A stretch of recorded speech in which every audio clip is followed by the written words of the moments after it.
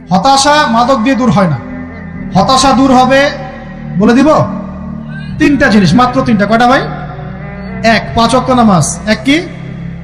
নামাজে আপনি অজু করে সিজদা দেন, ইনশাল্লাহ আপনার মনে প্রশান্তি না আসলে আমাকে এসে বলেন যে আসে না।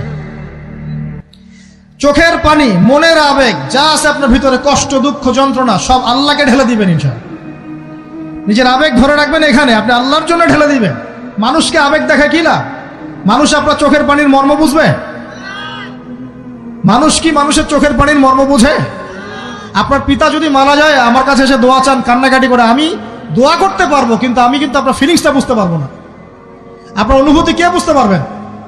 আল্লাহ পাক আপনার ঘাড়ের রগের চেয়েও কাছে আছে। সুবহানাল্লাহ, সুবহানাল্লাহ, আল্লাহ পাক ঘাড়ের রগের চেয়ে কাছে আছে। গতকালকে বাংলাদেশের একজন বরেণ্য আলেমের সাথে একটা কনফারেন্সে ছিলাম।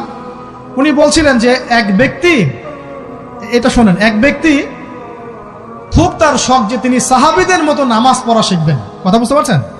সাহাবীদের মতো নামাজ শিখবেন। তো একজন বরেণ্য আলেমের কাছে এসেছেন, এসে বলছেন যে আমাকে সাহাবীদের মতো নামাজ শিখিয়ে দেন। তখন সেই আলেম আরেকজন আলেমের সন্ধান দিয়েছেন, যে তুমি তার কাছে যাও, তিনি শেখাবেন। তো সেই ব্যক্তি একটু অবাক হয়েছেন, কারণ যাকে প্রশ্ন করেছিলেন তিনি অনেক বড় মুহাদ্দিস, আর যার কাছে পাঠানো হচ্ছে তিনি অত বড় মুহাদ্দিস নন, কিন্তু আবেদ, আমল করেন। তাকে গিয়ে বলছেন উনি আমাকে পাঠিয়েছেন সাহাবী বলা নামাজ শিখিয়ে দেন। তখন তিনি বলছেন ঠিক আছে, সুন্দর করে ওযু করে আসো, সুন্দর করে ওযু করে আসো। ওযু করার সময় খালি খেয়াল রাখবা যে আমি ওযু করছি শুধু আল্লাহর সন্তুষ্টির জন্য। কি খেয়াল রাখবেন? ওযু করছি শুধু আল্লাহকে রাজি খুশি করার জন্য ওযু করছে, আর কোনো উদ্দেশ্য নাই আমার। ওযু করতে যাচ্ছে, তিনি আবার বলছেন দাঁড়াও, শুধু আল্লাহকে রাজি খুশি করার জন্য ওযু করো। আবার শুরু করছেন, আবার বলছেন শোনো, শুধু আল্লাহকে রাজি খুশি করার জন্য ওযু করো। এভাবে বলতেই আছেন, নামাজে দাঁড়িয়েছেন, দাঁড়ানোর আগে বলছেন শোনো, শুধু আল্লাহকে রাজি খুশি করার জন্য নামাজ পড়ো।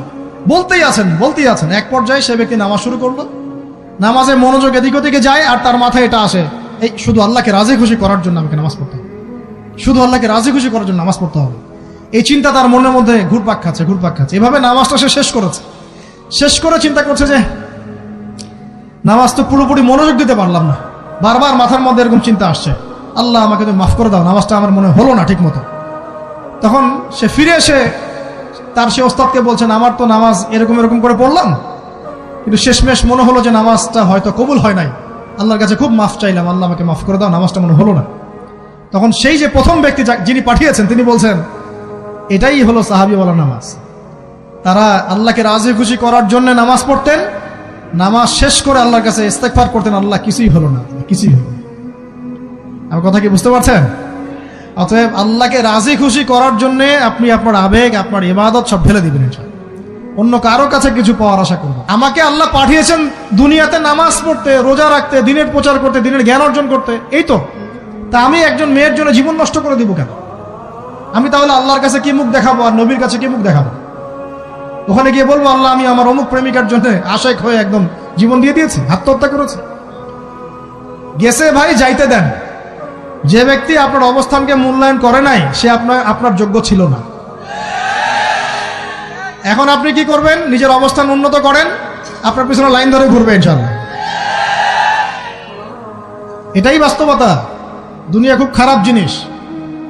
মানুষের অবস্থানকে মূল্যায়ন করে, মানুষের অবস্থানকে মূল্যায়ন করে, কিন্তু আল্লাহ রাব্বুল আলামিন আপনাকে সর্বাবস্থায় ভালোবাসেন। আলহামদুলিল্লাহ।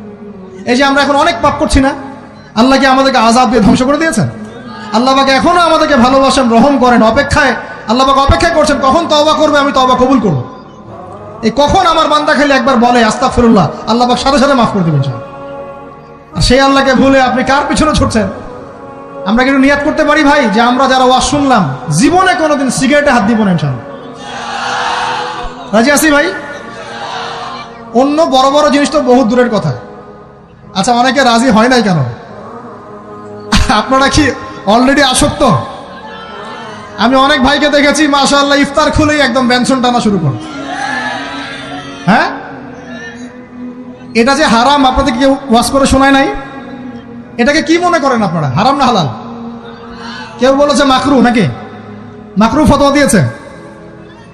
মাকরুহ শব্দের অর্থ জানেন আপনি? মাকরুহ শব্দের অর্থ কি একটু শোনেন। সূরা বনী ইসরাঈল খুলবেন। কোন সূরা? সূরা বনী ইসরাঈল আল্লাহ পাক বলছেন, আমি বনু ইসরাঈলকে এই কাজগুলো করতে নিষেধ করেছেন। কোন কোন কাজ? জেনা করো না, জেনার ধার কাছে যেও না, এতিমের মাল আত্মসাৎ করো না, শিরিক করো না ইত্যাদি। যারা আলেম আছেন তারা আমার কথা বুঝবেন। এই কাজগুলোর পরে আল্লাহ পাক বলছেন যে এই প্রত্যেকটা কাজ আল্লাহর কাছে মাকরুহ, অপছন্দের। কিসের? অপছন্দ। আর এটাকে আপনি সহজ মনে করছেন? নিয়াত করি আল্লাহ পাকের সন্তুষ্টির জন্য আমরা কোনোদিনও মাদকের সাথে সম্পৃক্ত হব না ইনশাআল্লাহ। আর বিশ্বাস করেন, শুধুমাত্র মাদকদ্রব্য নিয়ন্ত্রণ অধিদপ্তর এই আইন কানুন এগুলো দিয়ে, জরিমানা দিয়ে মানুষকে মাদক ছাড়ানো যাচ্ছে না, যাবে না। কেন যাবে না এটা আপনারা খুব ভালো করেই জানেন, আমি বলতে চাচ্ছি না। অনেক সময় মাদক বিরোধী কনসার্ট করে মানুষ, মাদক বিরোধী কনসার্টে ওঠার আগে এক বোতল ডাইল খেয়ে আসে আগে। এগুলো কি বাস্তব কথা বলছি না অবাস্তব কথা বলছি? আমাদের যুবক ভাইরা কোশ্চিন কালেও মাদকের ধার কাছে যাবেন না ইনশাআল্লাহ। একটা হাদিস খালি মনে রাখেন, এই হাদিসটা মনে রাখেন। নবী সাল্লাল্লাহু আলাইহি ওয়াসাল্লাম বলেছেন, কেউ যদি মাদকদ্রব্য সেবন করে তার 40 দিনের নামাজ কবুল হবে না। সিগারেট একটা খেয়েছি, 40 দিন নামাজ নাই। এরপর যদি সে তওবা করে আল্লাহ মাফ করে দিবেন। আবার যদি মাদক খায় আবার 40 দিন কবুল হবে না। যদি আবার তওবা করে আল্লাহ মাফ করে দিবেন। আবারও যদি খায় আবারও 40 দিন কবুল হবে না। আবারও তওবা করলে আল্লাহ আবার মাফ করে দিবেন। চতুর্থবার সে যদি মাদক খায়, আল্লাহ রাসূল সাল্লাল্লাহু আলাইহি ওয়াসাল্লাম বলছেন, আল্লাহ পাক কিয়ামতের মাঠে তাকে তিনাতুল খাবাল পান করাবেন। কি পান করাবেন? তিনাতুল খাবাল। সাহাবীরা বললেন, ইয়া রাসূলুল্লাহ, এটা কি? তিনাতুল খাবাল কি? নবী সাল্লাল্লাহু আলাইহি ওয়াসাল্লাম বলছেন, এটা হচ্ছে জাহান্নামীদেরকে আযাব দেওয়ার পর তাদের রক্ত মাংসের যে পুঁজ বের হবে, এই যে ড্রিঙ্কস, জাহান্নামের হার্ড ড্রিঙ্কস, এই ড্রিঙ্কসের নাম হলো তিনাতুল খাবাল।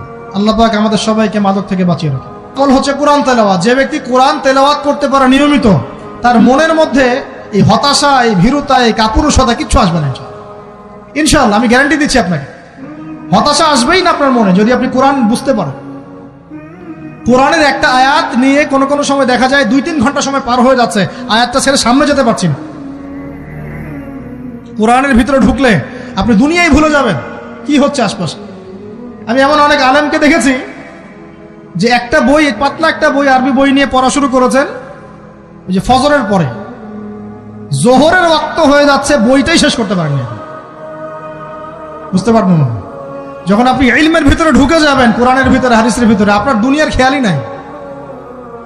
একজন আলেম, তিনি এক রাত্রে একটা বই লিখেছিলেন, চটি বই, এক রাত্রের মধ্যে।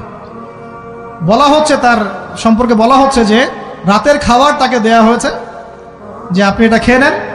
তো যে খাবারটা পাশেই আছে, খাবারটা খাবো, এটা লিখে খাবারটা খাবো, এরকম তার চিন্তা ছিল। ফজর হয়ে গেছে, বই লিখাও শেষ, খাবার এই অবস্থায় পড়ে আছে, ডুবে গেছেন ভিতরে, খাওয়ার মাথায় তার খেয়াল নাই।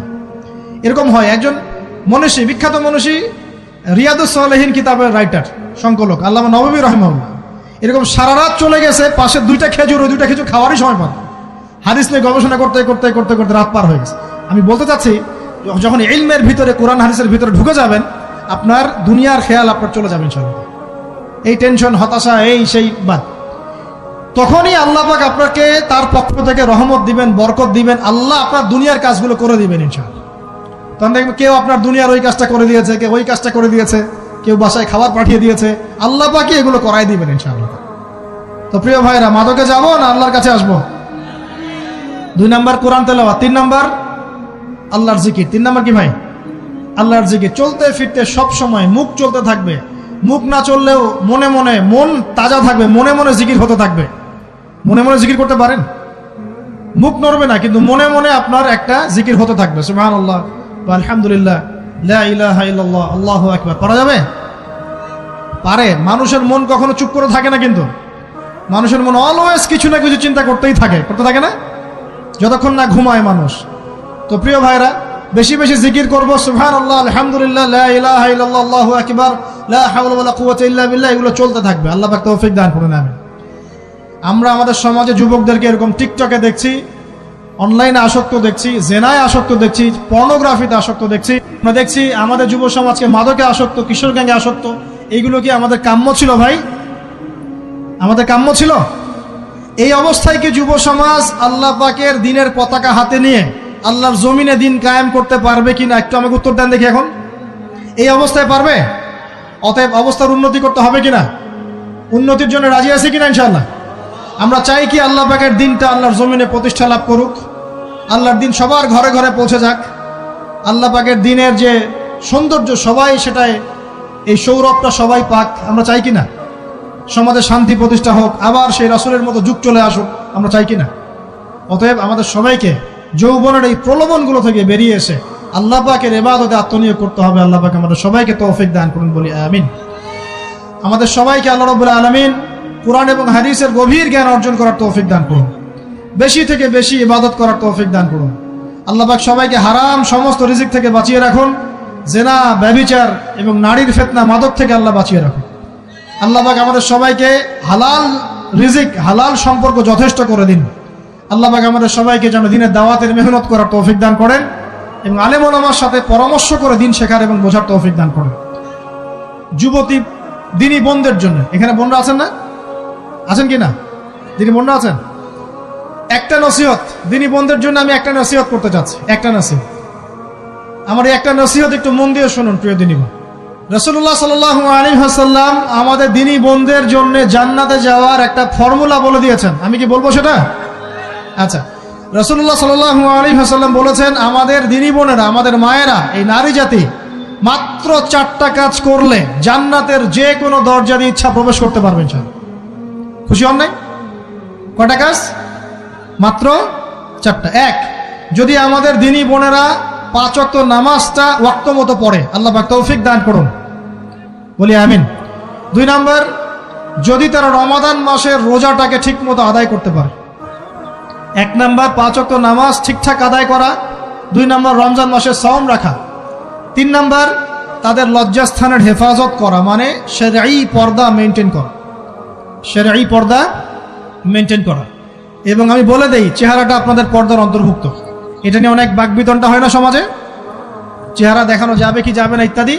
চেহারা আপনার পর্দার অন্তর্ভুক্ত বিষয়, ফুল স্টপ। এর উপরে ফতোয়া অনেকে অনেকভাবে দিচ্ছে, কিন্তু বরেণ্য উলামায়ে কেরামের কিতাবগুলো ঘাটাঘাটি করেন, তাদের ফতোয়া হচ্ছে চেহারা আপনার পর্দার অন্তর্ভুক্ত বিষয়, চেহারা ঢেকে রাখবেন, আল্লাহ পাক তৌফিক দান করুন।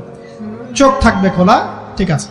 4 নাম্বার, স্বামীর আনুগত্য করতে হবে। স্বামীর আনুগত্য, এই যে আনুগত্য শব্দ শুনলেই মানুষের একটা মানে নেগেটিভ ধারণা তৈরি হতে পারে। স্বামীর আনুগত্য মানে কি আমি তার দাসত্ব করব?